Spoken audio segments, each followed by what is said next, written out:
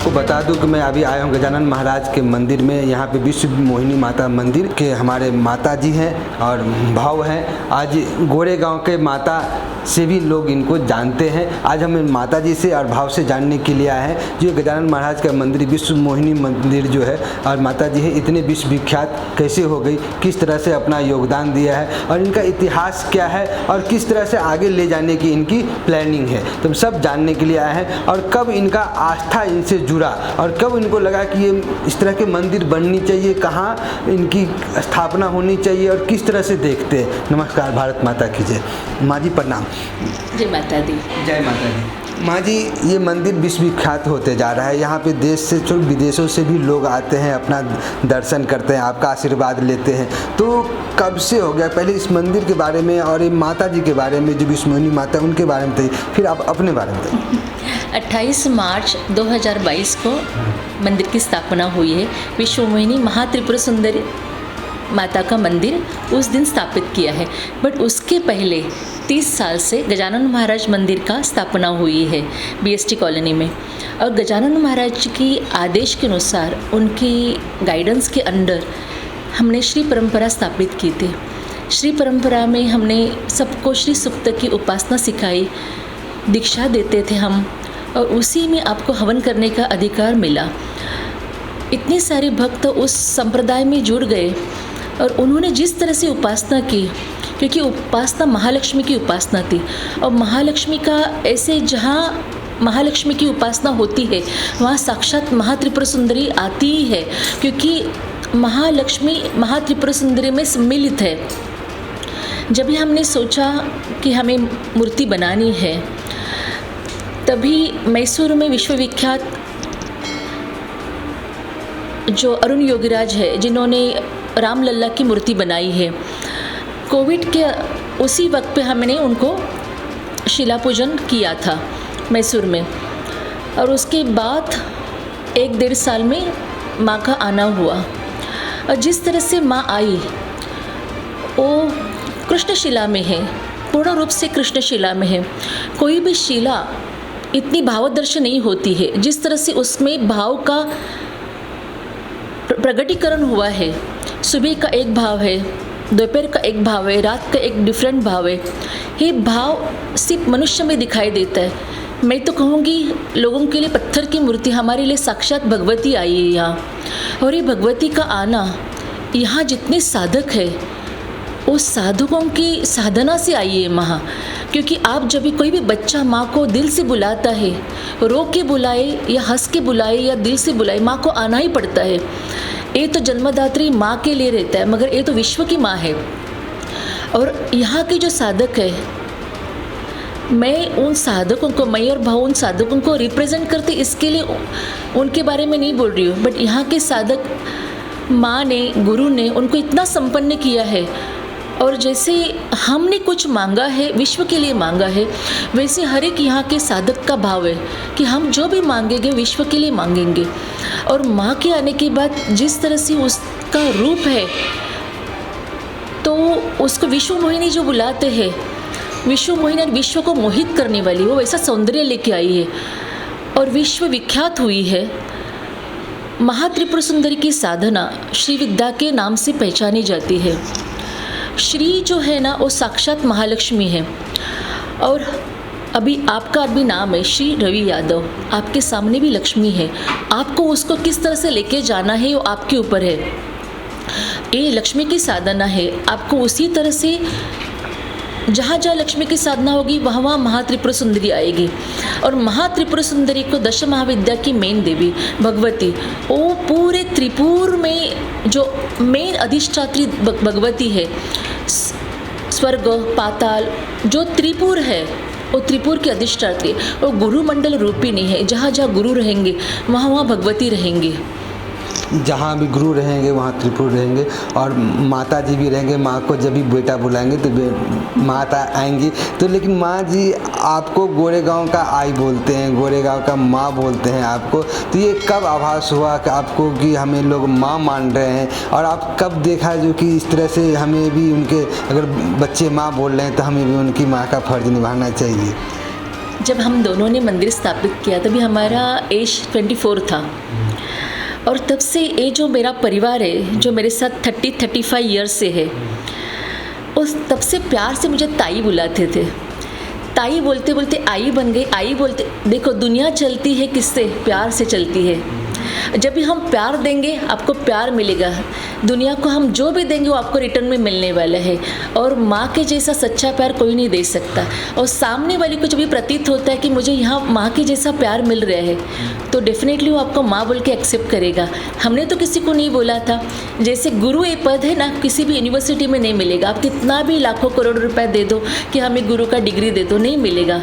गुरु बनने के लिए ऊपर वाला रहता है। यूनिवर्स आपको डिसाइड करता है कि आपको गुरु के स्थान पे बिठाना है या नहीं, और जब भी आप गुरु के स्थान पे बैठते हो तभी पूरे यूनिवर्स की ताकत जो रहती है, बोलते ना कायनात की जो ताकत रहती है वो गुरु के पीछे रहती है। अगर वो गुरु का इंटेंशन विश्व के कल्याण के लिए है, और विश्व के कल्याण के लिए हम दोनों ने और हमारे साधकों ने भगवती आई है, विश्व के कल्याण के लिए आई है, और जिस तरह से आई है ये तो शुरुआत है।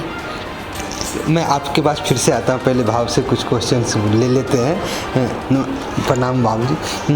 मैं आज आपसे ये जानने के लिए आया हूँ कि ये जो मंदिर है, और ये मंदिर इतने विख्यात हो रहे हैं, इतने दर्शकों का आस्था इससे उमड़ रहा है, तो आपने कब सोचा कि ये मंदिर बननी चाहिए, और क्यों ऐसा आवश्यकता हुआ कि ये मंदिर यहाँ पे होनी चाहिए? देखिए, हमारे सोचने से तो कुछ होता नहीं है। भगवती बाबा, गजानन बाबा जब प्रेरणा देते हैं, प्रेरित करते हैं, तो उसी हिसाब से काम होते जाता है। उन्होंने प्रेरित किया, हम तो सिर्फ माध्यम है, निमित्त मात्र है। प्रेरित किया और हम उसी कार्य में लग गए, और चीज़ें होती गई, बनती गई। तो कहते ना कि हम चलते गए, कारवां बढ़ते गया और लोग जुड़ते गए। लोगों ने साधना की, हमारी बातों को माना, साधना में रत रहे, उतना प्रखरता से भगवती को बुलाया, बाबा ने आशीर्वादित किया, और ये सब सारी चीज़ें जो एक साथ जब जुड़ी तब ये स्वरूप धारण हुआ है। मैंने सुना है कि यहाँ मंदिर से धार्मिक तो कार्य हो ही रहे हैं, सामाजिक कार्य भी बहुत सारे आप लोग यहाँ से कर रहे हैं, जैसे कि बच्चे का एजुकेशन का हो गया, चाहे हेल्थ का हो गया, चाहे फूड डोनेशन का हो गया, बहुत सारी चीज़ें यहाँ पे चलते हैं। तो क्या क्या सही में यहाँ पे चल रहा है, और क्या चल रहा है? अगर चल रहा है तो सुना है कि आप शादी भी बच्चे लोग करवाते हैं। देखिए, गजानन बाबा को पहली बार जब शेगांव में देखा गया था तो वो झूठन का पत्रावली फेंके हुए थे, तो वो खा रहे थे और दुनिया को ये संदेश दे रहे थे कि आपको अन्न का वेस्ट नहीं करना है। तो अन्न ये पूर्ण ब्रह्म है और वो हमें पुष्ट करता है, तो उसे आपको वेस्ट नहीं करना है। तो ये उनका मैसेज था इस दुनिया को, अन्नम पूर्ण ब्रह्म। और उसी चीज़ को आगे लेते हुए माँ ने एक प्रोजेक्ट निर्माण किया जिसे हम पूर्ण ब्रह्म, इस प्रोजेक्ट से हमने नाम दिया है। और हर रोज़ हम 200 से लेकर 250 लोगों को, जो असल में जिनको ज़रूरत है, जो दोपहर का खाना नहीं ला सकते अपने घर से, कुछ कारणों की वजह से हो सकता है, तो उन्हें हम खिचड़ी का भोजन देते हैं। हर गुरुवार और रविवार हम पूर्ण भोजन शाम को देते हैं लोगों को। तो ये तो अन्नदान हुआ। बुक का डिस्ट्रीब्यूशन और बाकी हमारे 5 ट्रस्ट है गोरेगांव में, डेंटल ट्रीटमेंट हम लोग ट्रस्ट के भाव से हम लोग देते हैं। और हमने कोविड के वक्त भी काफ़ी इस बारे में सामाजिक कार्य किया है। कोई नहीं कर रहा था तो यहाँ से पहला जी, हमारा ये जो मंदिर तो बंद था, बाबा का मंदिर तो बंद था, पर हमने हमारा किचन विश्व हिंदू परिषद को ये कर दिया था, RSS को, कि आप इसे कम्युनिटी किचन बोल के इसे आप इस्तेमाल कीजिए। और जहाँ लोगों तक हमने, हमारा जो माँ ने अन्नपूर्णा है वो, तो उन्होंने अपना जो कोठार है वो खोल दिया।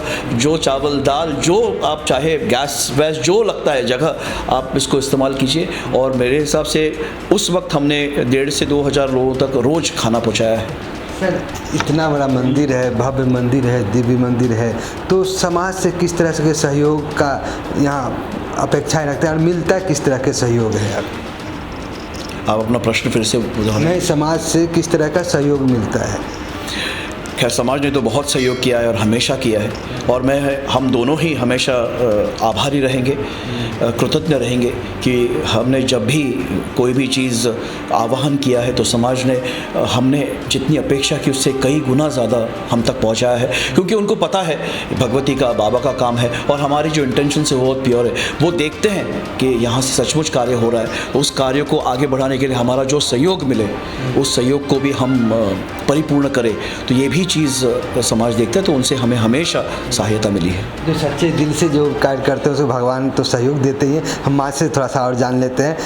माँ, आप कभी ये जो मंदिर है और मंदिर में इस तरह आस्था का अंबार उमड़ रहा है, हज़ारों लोग आ रहे हैं, खासतौर पर नवरात्रि का समय है, तो आपने कभी देखा है कि हमारे जो बच्चे हैं जो आपको आई बोलते हैं, यहाँ से उनको फ़ायदा हुआ है और किस तरह से फ़ायदा, कभी कोई एक अपना एक्सपीरियंस शेयर करेंगे?